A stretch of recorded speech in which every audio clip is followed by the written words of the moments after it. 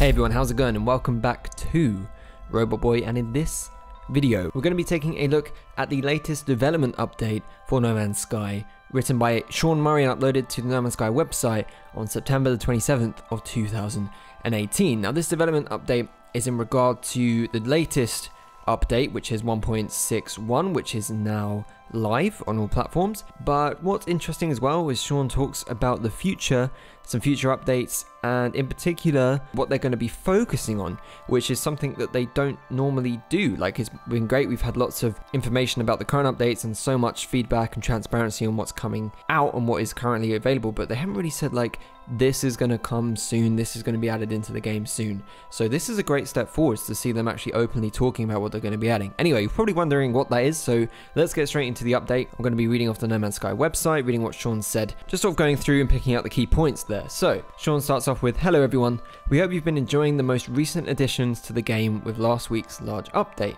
which was 1.6. The team here are concentrating hard on the upcoming features, but we continue to balance this with time dedicated to optimization and ironing out issues that are important to players and to us," which is great. And this is something that I feel like maybe they didn't expect as much to be having to do so, and I think some people were kind of frustrated that some things were missing at launch. For example, the community research missions that were supposed to be coming straight after next were delayed a bit because they had to focus on optimization, but now they're in the game. It's just a matter of fact of game development. Things happen, optimization needs to be focused on. If that doesn't happen, the game can't be played, and other small issues that we might not notice while we're playing that often, but are things that they do need to work on. And it's great that they're aware of this, but it's completely understandable. Sean then moves on to say, "This week's update addresses a few high priority issues and introduces the Space Anomaly's next community research mission." And we're then treated to a little screenshot here, which says, "The community research update.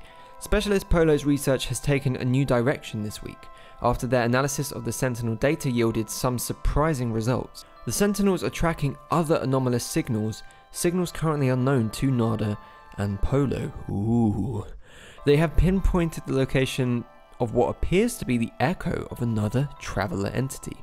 The anomaly itself cannot travel to this location for fear of further altering the Sentinels. I wonder where this is going." Polo asks for help in finding this mysterious being, or in finding whatever trace of them still remains in this reality. Oh man, that sounds like a really cool and mysterious mission. "As always, Quicksilver will be rewarded to all participating travelers and can be processed by Polo's synthesis bot in exchange for exclusive collectibles," which is what we've been doing for the last few weeks. And here is what we're getting this week. So, placeable portraits of two more familiar characters, Artemis and Null. And we've also got this, which I find really amazing, is we can now put trees into our bases, which is really cool. So we've got a fragrant fruit tree, an elegant spindle tree, and a hardly evergreen tree.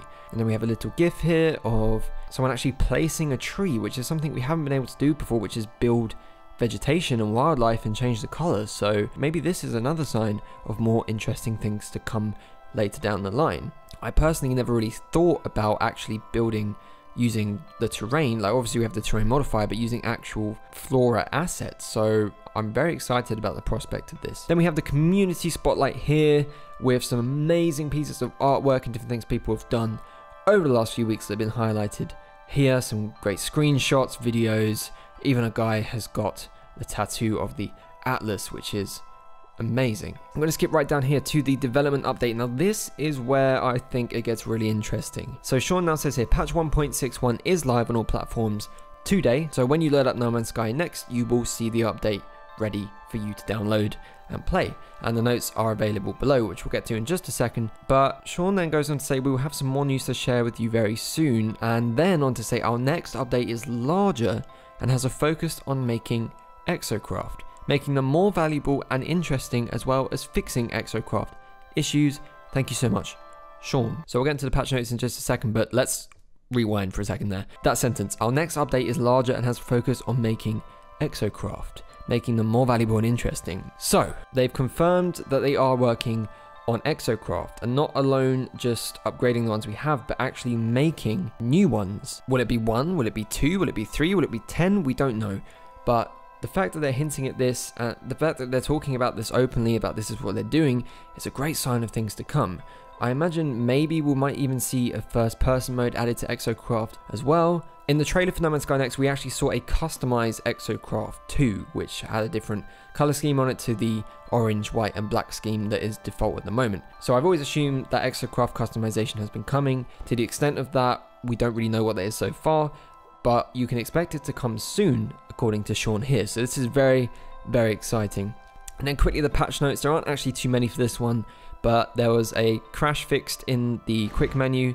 There was a warning added when attempting to upload a base which exceeds the existing server upload limit, and fixing an issue where the build menu would occasionally switch to the quick menu, fixed an issue where multiple mission markers would appear over moving objects, fixed an issue on PS4 where players could join multiplayer sessions with players on a different patch version of the game, and lastly improved some translated text. So just some small stuff there in 1.61, nothing major, but we can look forward to the larger update which is coming pretty soon. And that's it everyone, thank you for watching. Please leave your thoughts and ideas in the comments below. This is obviously a very loose and very vague description of what's coming, but there is a hint at EXOCRAFT. So what do you think we're going to see updated, upgraded and added into the game with regards to EXOCRAFT? Will we see more? Will we see more customization? What do you think? Let me know in the comments below. I love reading everything you all have to say. As always, please give the video a thumbs up if you enjoyed it, and do subscribe to join me on this journey if you haven't done so already. And if you're feeling super generous, please do head over to my Patreon to help support this channel, and the link to that is in the description below. And with that, I'll see you all in the next video.